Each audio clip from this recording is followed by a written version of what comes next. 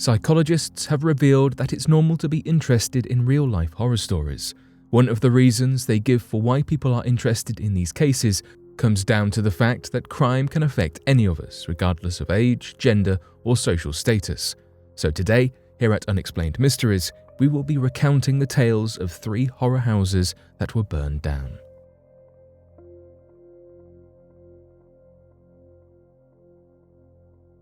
Ed Gein. The terror in Ed Gein's house is not the result of the supernatural, but rather the result of Ed Gein.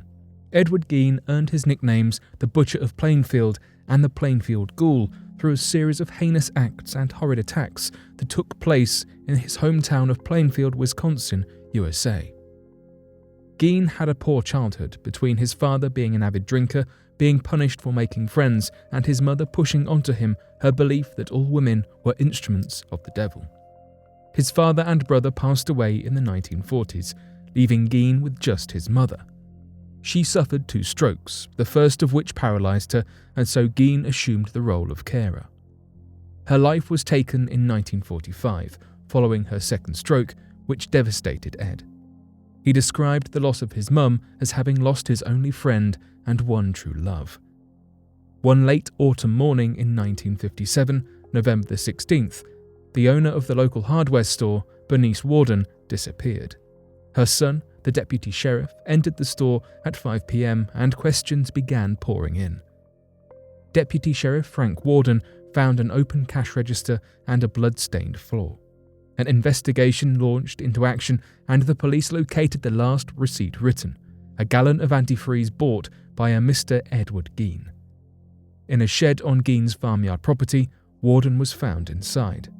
After this, officers were called in to further investigate the property, but nothing could prepare them for what they found.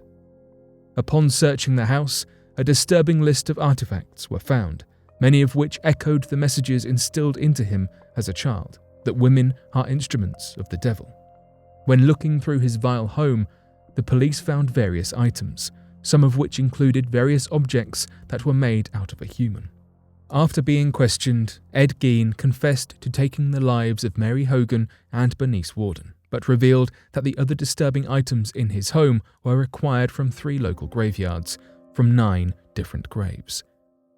He said that between 1947 and 1952, he made nearly 40 trips during the night to take those that had recently passed away.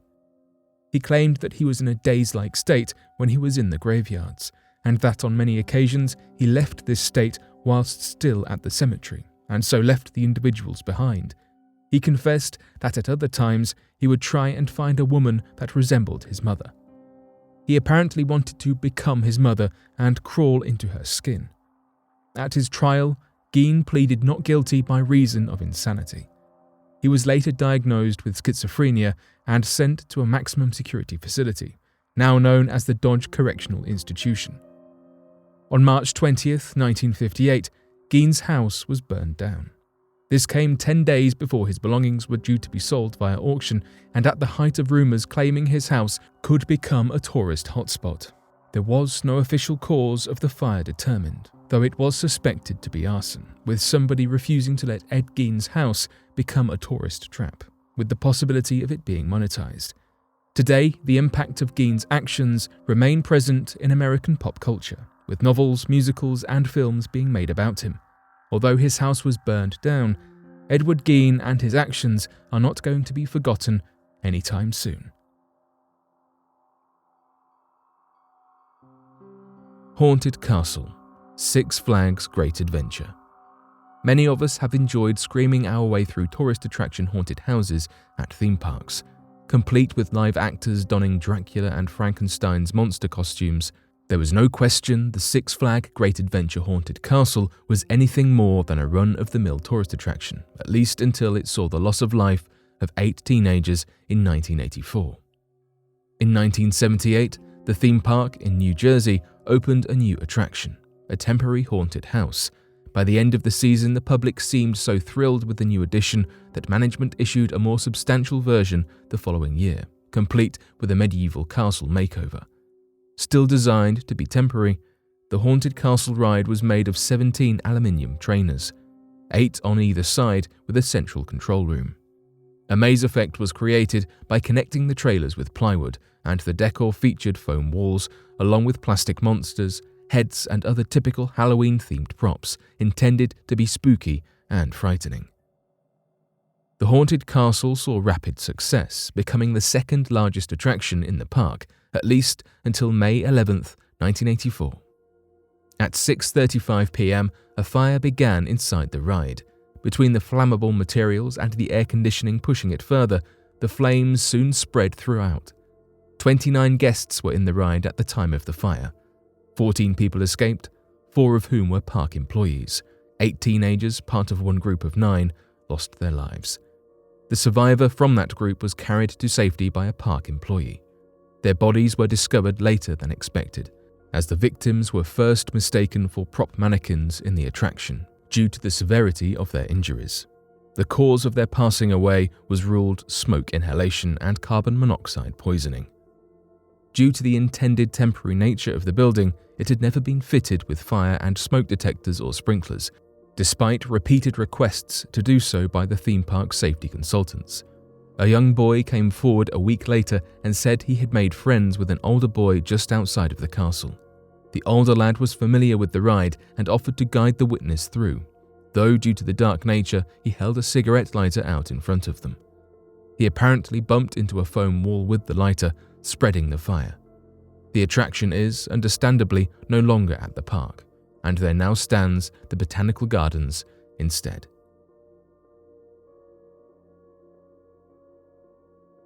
Bali Rectory. Bali Rectory has earned the title of the most haunted house in England, a title awarded by the psychic researcher Harry Price, though the legitimacy of this title has been debated. The Gothic-style rectory has had claims of being haunted since its construction back in 1892. The Reverend Henry Dawson Ellis Bull moved into the house, which had been built on the site of a rectory that was destroyed in a fire 2 decades prior. Reports of the paranormal began flooding in from 1863. From unexplained footsteps to a sighting of a nun's ghost, various apparitions, and a coach being drawn by 2 headless horsemen. Claims like these continued to be reported for the following 40 years until Bull passed away in 1892. In 1927, when Bull's son passed away, Reverend Guy Eric Smith and his wife moved into the home. His wife, when cleaning, found a woman's skull in a brown paper package, tucked away in a cupboard. Following this, a series of strange occurrences were reported, including ringing bells, random lights in windows, unexplained footsteps, and a sighting of the horse-drawn carriage. Frightened by these incidents, the couple contacted the Daily Mirror, requesting that they be referred to the Society for Psychical Research. In 1929, a reporter was sent, as well as a paranormal researcher, Harry Price, to investigate these strange happenings. Upon arrival, Price was met with new phenomena, including stones, vases, and other objects being thrown, all of which stopped when Price left. Smith's wife admitted she thought Price was behind these happenings. In 1929, the Smiths left, and Reverend Lionel Algernon Foister, his wife Marianne, and their daughter Adelaide moved in 1930.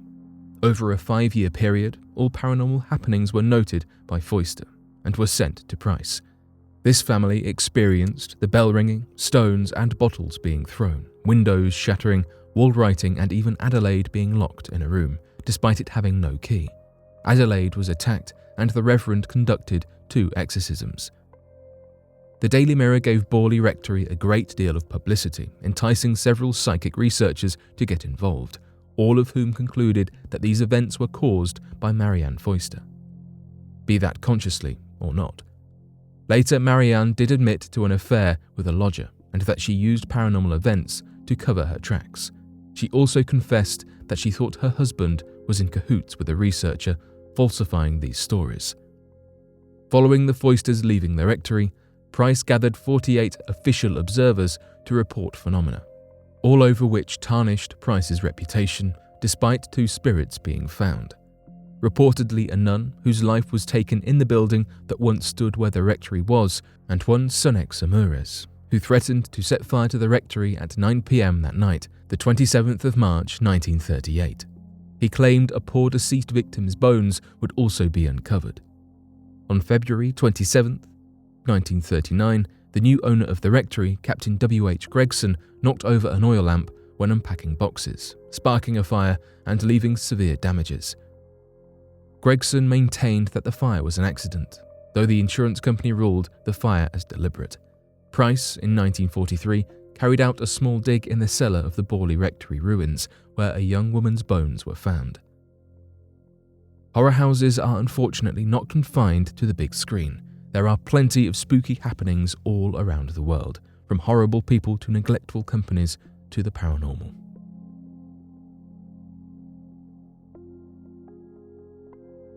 But what do you make of these scary houses and the stories they hold? Be sure to let us know your thoughts in the comments section below and help us by growing this community while working to solve these unexplained mysteries. Thank you for watching, and don't forget to subscribe for more videos.